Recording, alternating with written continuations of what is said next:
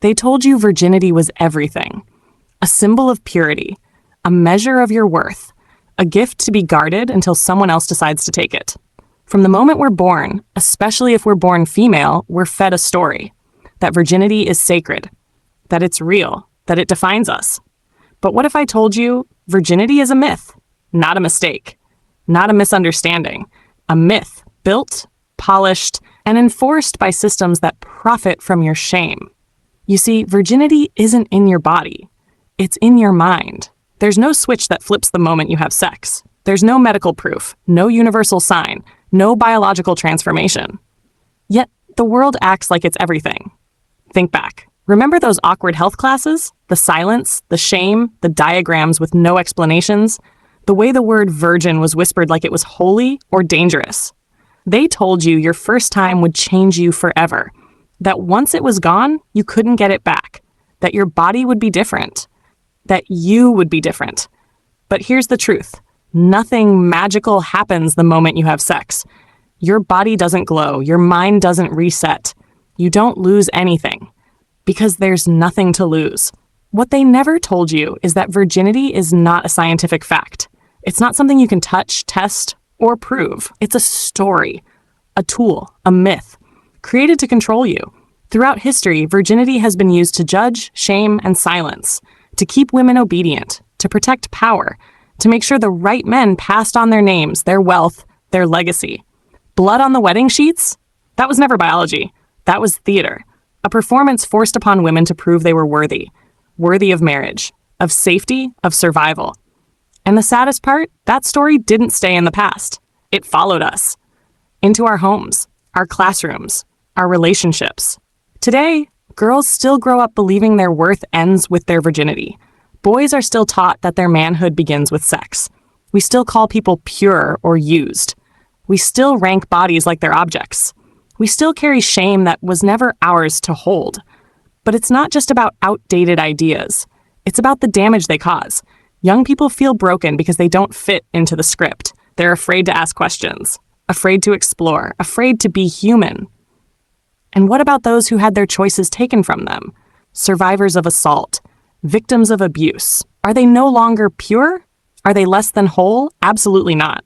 Because your value has nothing to do with sex. Not with when you have it. Not with who you have it with. Not with how many times or how few. Sex is not a trophy. It's not a curse. It's not a stain or a sticker or a scorecard.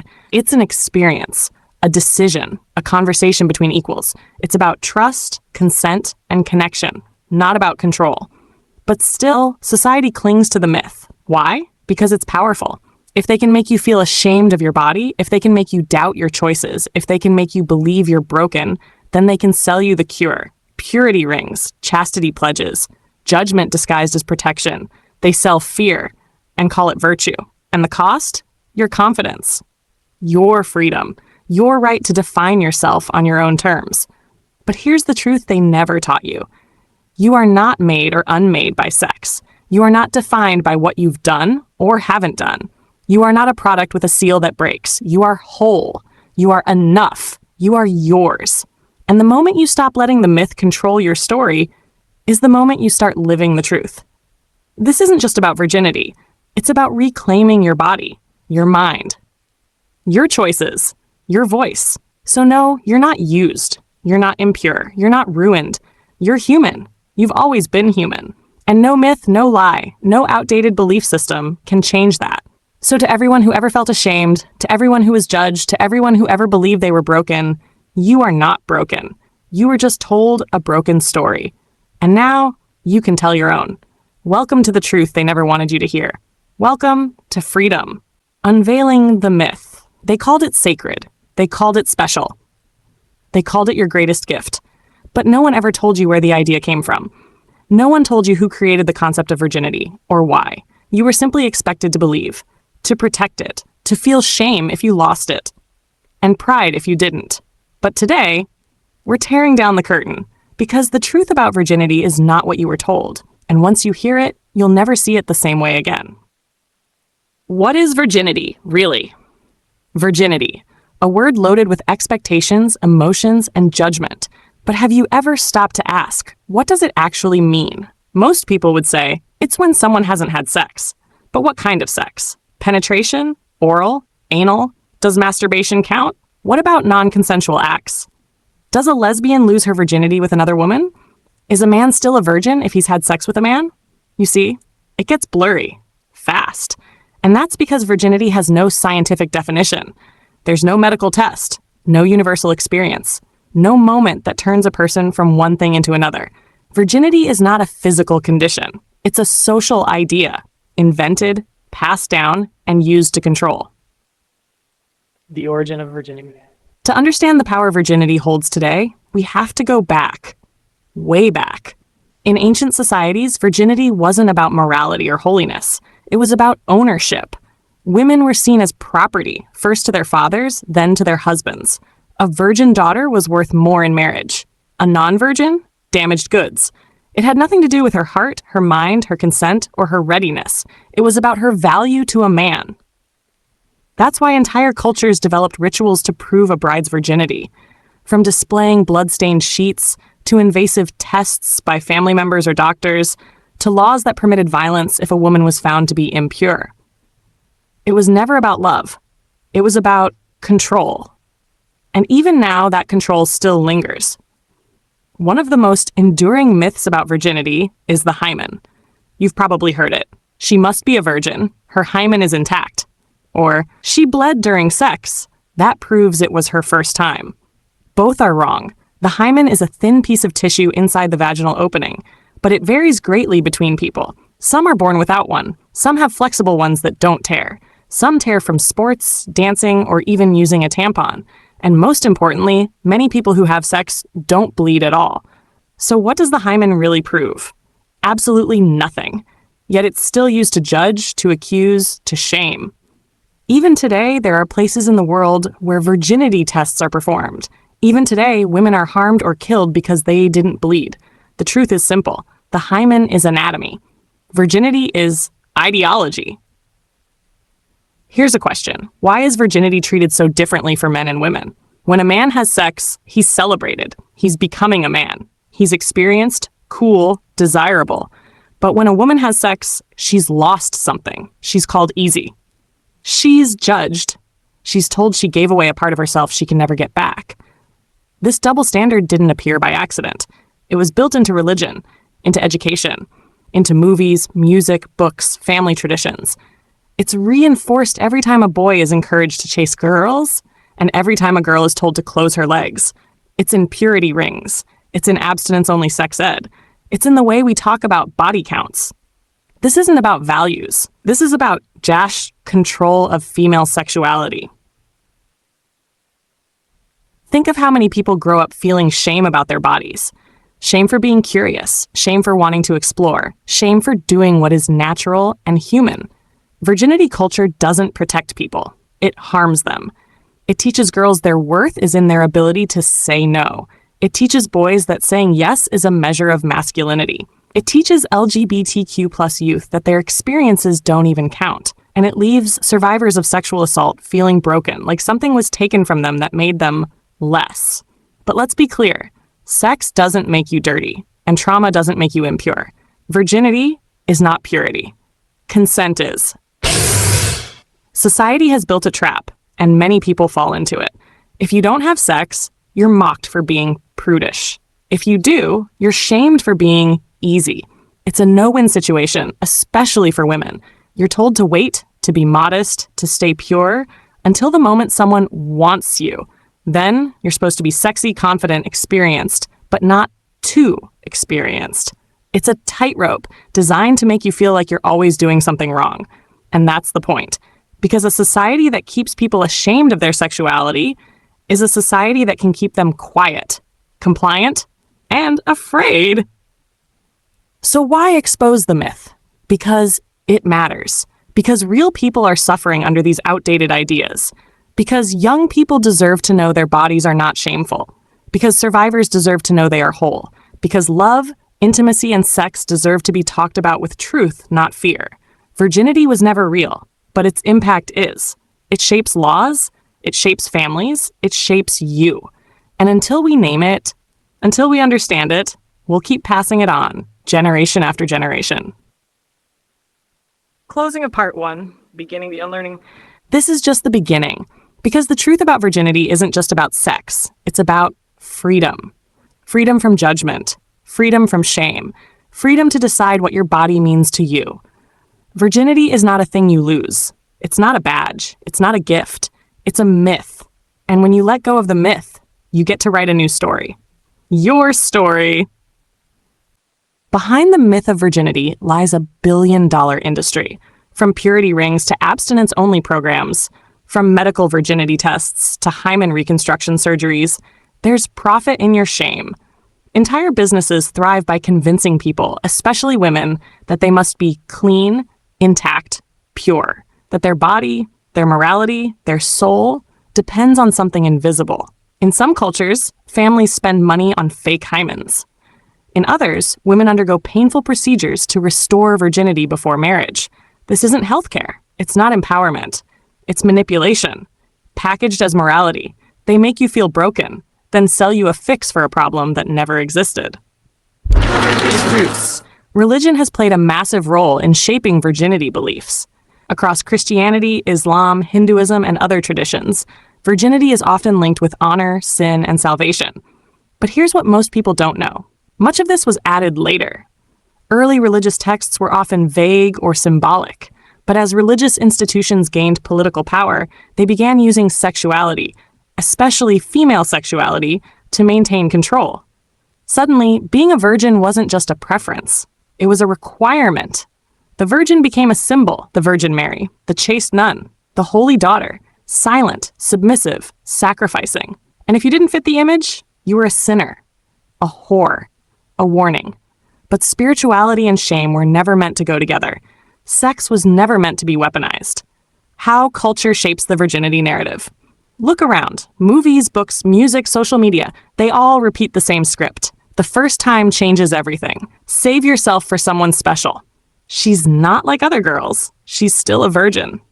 From high school movies to celebrity interviews, virginity is treated like a treasure chest, like a prize you either keep safe or give away too soon. And this message isn't just about sex. It's about worthiness. We glorify waiting like it's a badge of honor, while shaming those who don't. But real life doesn't work like a teen drama. Real people don't fit into purity plotlines. And sex isn't a magical moment where stars align and everything makes sense. Sometimes it's awkward. Sometimes it's beautiful. Sometimes it's painful. But it's always human. The missing conversation. Here's what no one ever teaches in virginity-obsessed culture. Consent. Communication. Pleasure. Respect. Instead of teaching young people how to navigate intimacy with awareness and confidence, they're told just one word: no. Not because they're not ready, but because good people wait. That leaves them unprepared to speak up, to set boundaries, to know what they want or don't want. Virginity education doesn't protect people. It confuses them, and confusion leads to silence, and silence leads to harm. What we need is comprehensive sex education, one that treats people with dignity, one that gives facts, not fear, one that replaces myths with knowledge and shame with strength. Survivors and the virginity myth. One of the most painful effects of the virginity myth is how it treats victims of sexual violence. To those who were abused, assaulted, or manipulated, you are not damaged. You are not less. You are not used. Your body was not a gift someone stole, because your body is not a commodity. The idea that something is lost after sexual assault keeps victims trapped in guilt, shame, and silence. But hear this: you are still whole. You are still powerful. And what happened to you does not define your worth. Virginity is not something anyone can take from you, because it never existed in the first place. For people outside the gender binary, the virginity narrative can be even more confusing and harmful, because if virginity is only defined through heterosexual penetrative sex, where do queer, trans, and non-binary people fit in? The answer? They often don't. Their experiences are erased, their identities invalidated, their stories untold. Virginity, as it's defined by mainstream culture, doesn't account for diverse experiences. It ignores that sex isn't a single act. It's a spectrum of choices, expressions, and desires. Real sexual health education must include everyone, because everyone deserves to see themselves reflected in the truth. The psychological impact of virginity culture? Let's talk mental health, the pressure to stay pure, or the guilt for not doing so. It creates anxiety, depression, isolation. Young people feel broken. They lie to their families. They hide their relationships. They disconnect from their bodies. Some feel unworthy of love. Some internalize trauma as punishment. Some fear intimacy for years or avoid it altogether, all because of an idea that was never real, an idea invented to keep people in line. It's time to stop calling shame a virtue and start calling truth what it is: freedom. So what do we do now? We reclaim it. We take back our stories. We choose our definitions. Your body is not a timeline. Your experience is not a scale. Your past does not decide your value. You are allowed to feel pleasure. You are allowed to say no. You are allowed to change your mind. You're allowed to be curious, confused, excited, scared, because you are allowed to be human. Virginity never made you more, and losing it never made you less. Let's change the way we talk to young people. Let's stop warning them and start educating them. Let's stop punishing curiosity and start honoring it. Let's talk about boundaries, about agency, about emotional safety, about respecting yourself and your partners. Let's stop saying, protect your virginity, and start saying, respect your body and your choices. Because this isn't about waiting. It's about knowing. It's about being empowered, not manipulated. Part 2. So here we are, 2 parts in, and we've already dismantled centuries of lies, and yet we're just getting started. Because the truth about virginity goes deeper. Deeper into systems, deeper into cultures, deeper into you. The question is no longer, are you a virgin? The question is, are you ready to own your truth? Are you ready to let go of what was never yours to carry? The language of loss. Think about the words we use. She lost her virginity. As if it was a mistake, a misstep, a thing you accidentally dropped and can't get back. We don't say she gained experience. We don't say she made a choice. We say lost. But why? Because the language around virginity is built on fear. Fear of change. Fear of female autonomy. Fear of desire. By saying someone loses something, we imply they were whole before and less than after. But here's the truth. You don't lose anything when you have sex. You don't lose value. You don't lose purity. You don't lose control unless someone takes it from you. And if they did, that's not about virginity. That's about violence. And that violence does not define you. The obsession with the first time. Culture treats the first sexual experience like a milestone carved in stone. It's supposed to be magical, unforgettable, and life-changing. But what if it's not? What if it's awkward? What if it's confusing or disappointing? What if you don't even remember it clearly? That doesn't make you broken. It makes you human. The truth is, sex, like anything else, is a learning process. You grow into it. You learn about your body, your desires, your boundaries. The idea that your first time defines you forever? That's a lie, because what matters is how you experience intimacy, not when or with whom. What matters is choice, not chronology.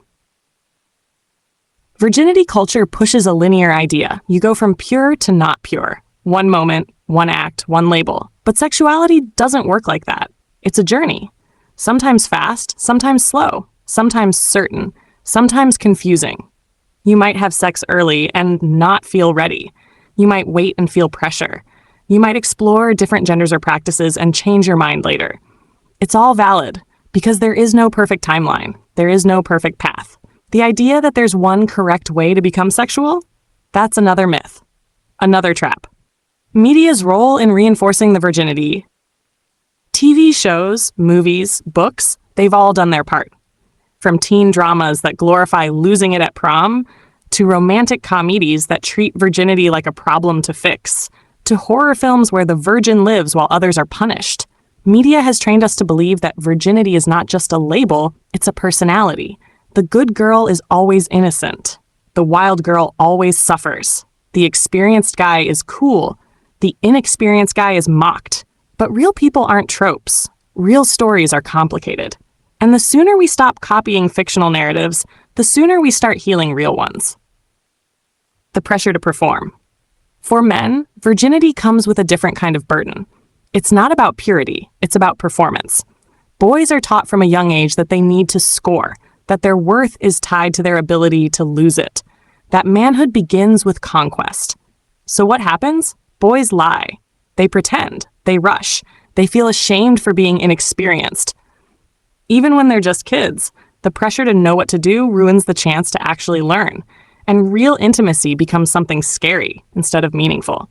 Virginity culture doesn't just hurt women, it hurts everyone. Sexuality, power, and control. Why does virginity matter so much to the systems in charge? Because it's about more than sex, it's about obedience. A person who controls their body is a person who can't be easily ruled. A person who owns their pleasure is a person who doesn't fear authority. A person who knows their worth is a person who won't settle for abuse. So what do these systems do? They instill shame. They twist faith into fear. They convince you that your body is dangerous, that your desire must be silenced. Virginity myths don't protect you. They control you.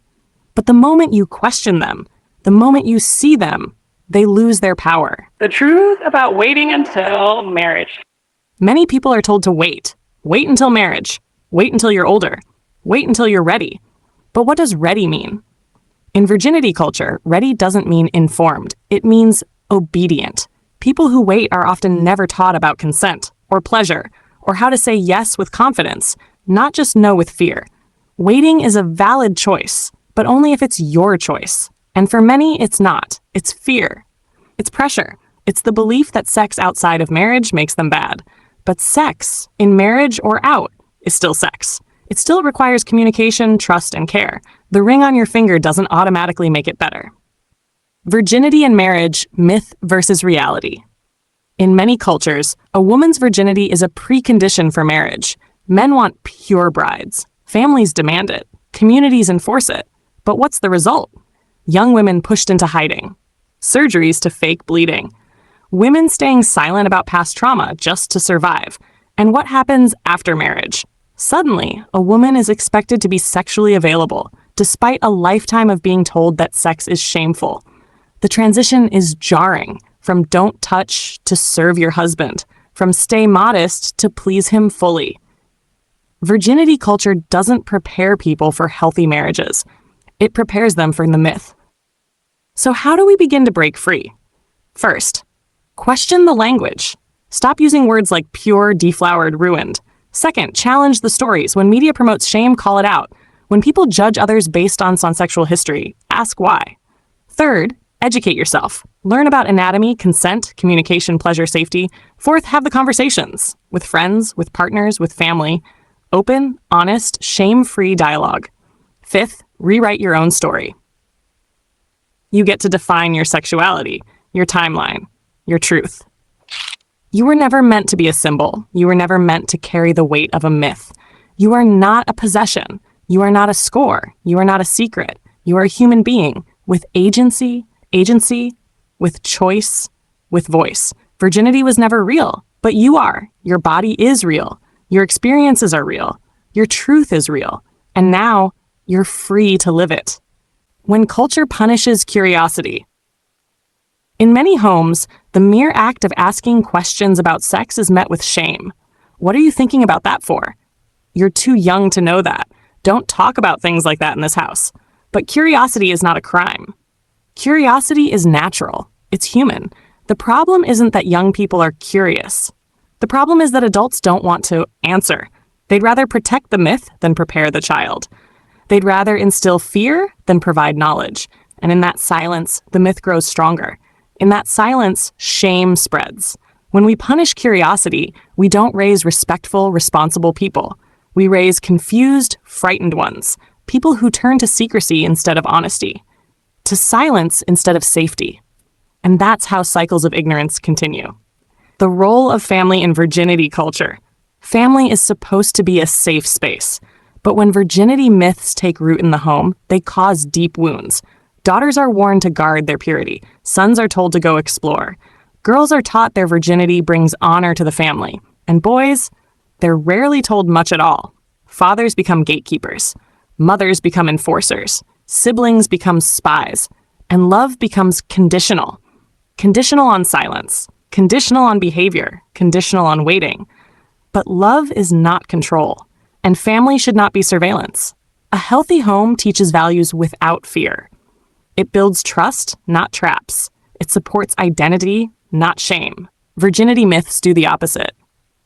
How education fails. You walk into a classroom expecting to learn, but when the subject is sex, most schools freeze. Some teach abstinence only. Some skip the topic entirely. Some reduce it to biology without context. Where is the talk about emotions? Where is the talk about consent?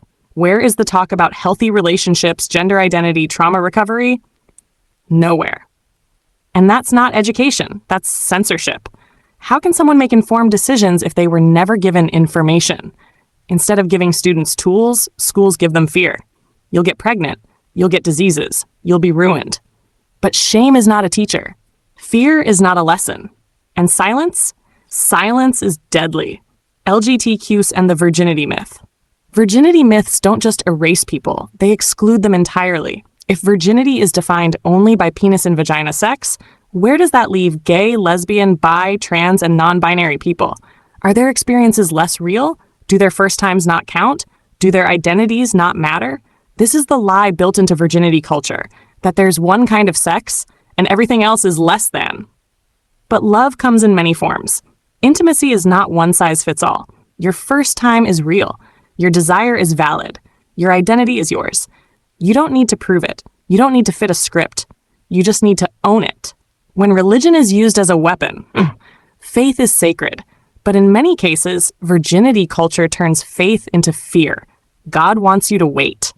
Sex before marriage is sin. If you do this, you're impure. But here's what they don't tell you. Most religious texts were interpreted by men. Men who had power. Men who wanted control. Men who used morality to manage sexuality. And many of those interpretations were twisted over time, turned into rules, punishments, and expectations. But faith should never be about shame. Faith should uplift, not oppress. Virginity culture teaches fear of hell, but real faith teaches love, including love for self. You are not dirty. You are not lost. You are not condemned. You are human. And if your faith truly sees you, it will never shame you for being human. Sexual agency is your birthright. You were born with a body, with sensations, with curiosity, with the right to choose. But from the moment you could speak, society began to limit those choices. Don't touch there. Don't ask that. Don't even think about it. But here's the truth. Your body is yours. Your sexuality is yours. Your choices are yours. Whether you say yes or no, whether you wait or explore, whether you change your mind, it all belongs to you. Sexual agency means knowing what you want, having the tools to communicate it, and the freedom to act without fear of being judged. Virginity myths deny you that agency. They teach you to fear your body, to question your instincts, to obey instead of explore. But you were not born to be obedient. You were born to be free. Real sexual education liberates. Imagine a world where sex education actually worked, where kids learn that their bodies are normal, that their questions are valid, that consent is essential, that pleasure is not shameful. Imagine classrooms where gender is fluid, where orientation is diverse, where identity is respected. Imagine a world where the talk doesn't make you feel dirty, but empowered. This isn't some radical dream. It's what education should have been all along. We don't need more purity lectures. We need truth. We need nuance. We need compassion. Because sexual freedom isn't about recklessness. It's about respect. The personal cost of the virginity lie. For some, the myth of virginity steals their teenage years. For others, it damages their marriages. For many, it disconnects them from their own bodies. People enter adulthood not knowing how to say yes with joy or no with confidence. They confuse guilt with love, pain with purpose. They stay in toxic relationships out of obligation. They accept shame as part of intimacy. They think their past has made them unworthy of a future. All because they were told their body is only sacred when untouched. All because they believed a lie. But here's your reminder. You are not your past. You are not your choices. You are not your shame. You are your healing. You are your power. You are your truth. The one by one, the myths are crumbling. The shame is cracking. The silence is breaking. You are seeing it clearly now. Virginity was never about your body. It was about their control. But that control only works when you believe the lie. Now that you know the truth, the lie no longer owns you. This is your body. This is your life. This is your voice. And you are free to choose what it all means. Virginity culture doesn't just push you to wait. It pressures you to wait perfectly. You can't be curious. You can't explore. You can't even think about sex without guilt. You have to be untouched, unkissed, unquestioning. And then one day, magically, you're expected to transform into a confident sexual partner. The world expects you to go from pure to pleasing overnight. But that transformation isn't just unrealistic. It's harmful. It creates confusion. It creates disconnection from your body. It teaches you to shut down your feelings until someone else decides they're acceptable. But your sexuality isn't a switch to flip. It's a journey you're allowed to explore. On your timeline, on your terms. You don't owe perfection. You deserve understanding. The shaming. Let's flip the coin. What happens when you don't wait? You get labeled, shamed, gossiped about. She's been around. He's just using people. They've had too many partners. But what is too many? Who decides that? And why do we keep pretending that sexual experience equals moral failure? Having sex doesn't make you less than. Having more than one partner doesn't make you unworthy. Loving your body doesn't mean you don't respect yourself. Respect doesn't mean staying silent. It means knowing your value, with or without clothes on. Experience is not something to be ashamed of. It's something to be understood. When women own their desire, a woman who owns her body is called dangerous. A woman who talks openly about sex is called shameless. A woman who chooses pleasure is labeled selfish. But let's call it what it is: fear of female power. Virginity myths thrive on the idea that a woman's sexuality must be controlled, that her body is only good when it's serving others. Her desire? Inconvenient. Her confidence? Threatening. Her experience? Condemned. But when women reclaim their desire, when they name it, honor it, express it, they step into a power the world was never ready for. And maybe that's exactly why it was hidden. Men and an emotional connection. The myth doesn't just hurt women. It robs men too, of tenderness, of softness, of honesty. Boys are taught that emotions are weakness, that desire means dominance, that virginity is a burden to shake off. They're told to perform, not feel, to chase, not connect. And so many grow up emotionally shut down, disconnected from their bodies, ashamed of their needs, afraid to be vulnerable. This isn't masculinity, it's emotional starvation. Healthy masculinity allows tears. It values consent. It makes space for pleasure that isn't performative. Real men don't lose virginity. They gain understanding when they're finally allowed to feel. LGBTQ+ individuals, the virginity myth becomes even more complicated and often more damaging. How do you lose your virginity if you're not having heterosexual sex? What if your body doesn't match the traditional definition of male or female? What if your first experience is emotional, not physical? Queer people are often told their intimacy doesn't count, that it's not real sex, that their firsts don't matter. But the truth? Every first counts. The first time you kissed someone you chose. The first time you felt safe. The first time you said yes, not out of pressure, but freedom. Queer love is real.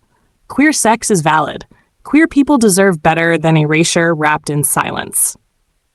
They told you purity was about your body, about what you did or didn't do. But what if purity isn't about abstinence? What if purity is about authenticity? What if it's about honoring your truth, respecting your boundaries, listening to your instincts? You can be pure and have sex. You can be pure and never have sex. Because purity isn't about your body count, it's about your intentions. It's about integrity, self-respect, compassion. That's what they never taught. Because if you knew purity came from within, you wouldn't need to chase their approval. Let's talk about that phrase. Body count. Cold. Dehumanizing. Measuring people like conquests. As if intimacy is war. As if people are trophies. As if your value can be reduced to a number. But here's what's real. Every person you've ever touched, every connection you've ever had, every moment you've ever shared is more than a count. It's part of your journey, part of your learning, part of your story. You don't owe anyone a number. You don't owe anyone an explanation. You owe yourself honesty and nothing else. In virginity-obsessed culture, everything is about saying no. No sex, no curiosity, no desire. But no one teaches the importance of a healthy yes. Yes, that comes from confidence. Yes, that comes from safety. Yes, that comes from knowing you can say no. Empowered intimacy is not about rejection. It's about choice. You get to say yes, you get to say no. You get to change your mind. You get to define what intimacy looks like for you. And that is where freedom begins. You're not tied to your sexual past.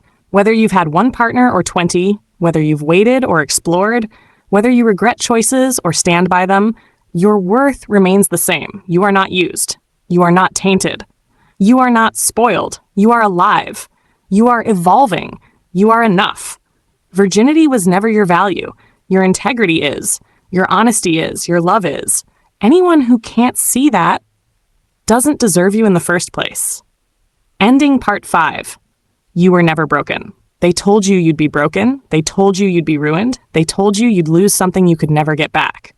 But now you see the truth. There was nothing to lose. Because you were never broken. You were just told a broken story.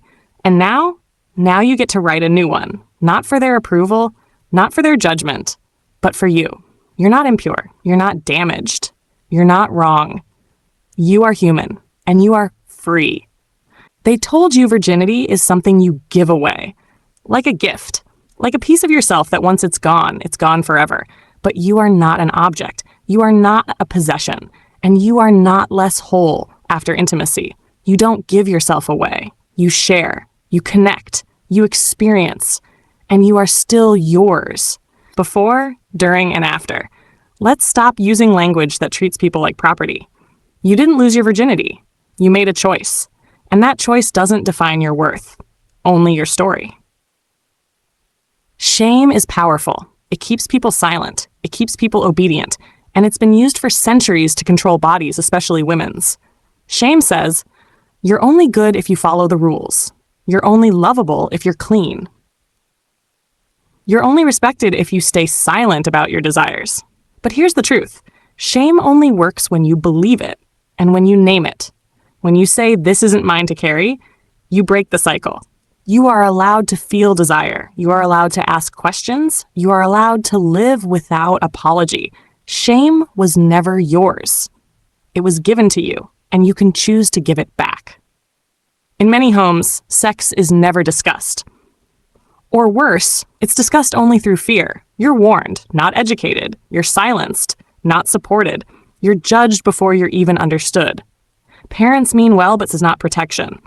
Culture means well, but repression is not safety. When you can't talk about your body, you stop trusting it.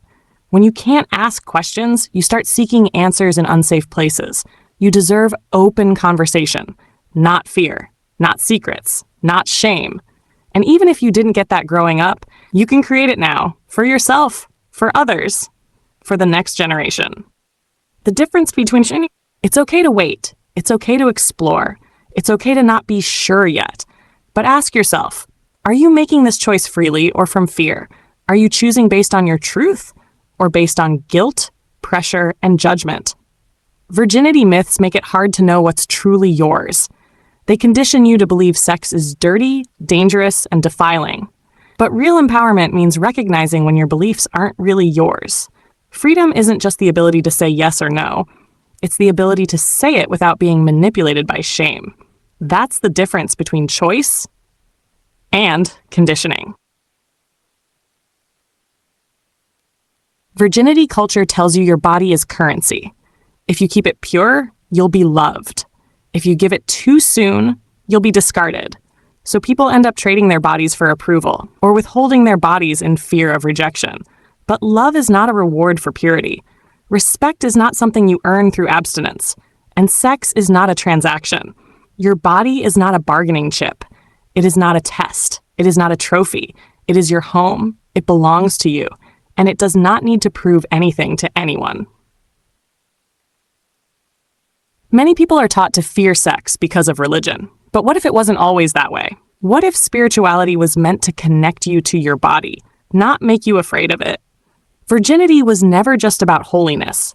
It was about control, who you could marry, who you could inherit from, who could claim you. But spirituality doesn't require silence or shame. Faith doesn't mean denying your humanity. God, the universe, whatever you believe in, doesn't need you to hate your body to be worthy. You are sacred, not because you've never been touched, but because you exist. Culture and the virginity session. From purity rings to public virginity declarations, celebrity culture has long pushed the narrative that virginity equals virtue. But what happens when those same people have sex? They're either shamed or they disappear into silence. The message? You're only valuable when you're untouched. Once you cross the line, you're less admirable. But real icons don't follow shame. They challenge it. We don't need more role models selling virginity like a brand. We need voices that say, your worth isn't in what you've done or not done, it's in who you are. The missing conversation. Here's something virginity education almost never talks about: pleasure. Not just physical pleasure, but emotional, spiritual, relational pleasure. Sex isn't just a technical act. It's about connection, safety, consent, mutual joy. But when you erase pleasure from the conversation, you leave people unprepared. You leave people feeling broken when sex isn't perfect. You leave people believing discomfort is normal. Pleasure is not a sin. It's not a trap. It's not dirty. It's a birthright. And you deserve to understand it without shame.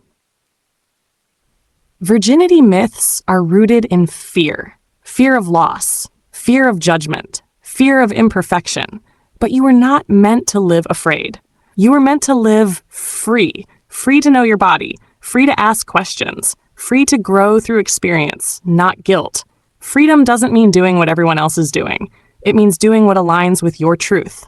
And your truth is powerful, even if it doesn't fit their story. We were raised in a system that controls bodies, defines them, labels them, punishes them. But the future? It's about consent. It's about understanding. It's about honesty. It's about teaching people not just how to say no, but how to say yes with confidence, clarity, and care. The virginity myth was never about love. It was about ownership. But love doesn't control. Love chooses. Love respects. Love listens.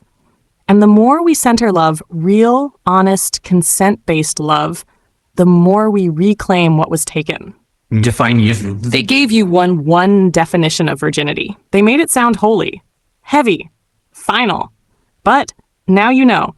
It's not about what they called it. It's about what you call it. You define your firsts. You define your value. You define your worth. And that makes you unstoppable. Forget what they never told you. You know now. And that truth, it will set you free. They told you virginity was everything, but the truth is, you were always more. Not what you've done, not what you haven't. Just you. Whole, worthy, unwritten. And finally, free.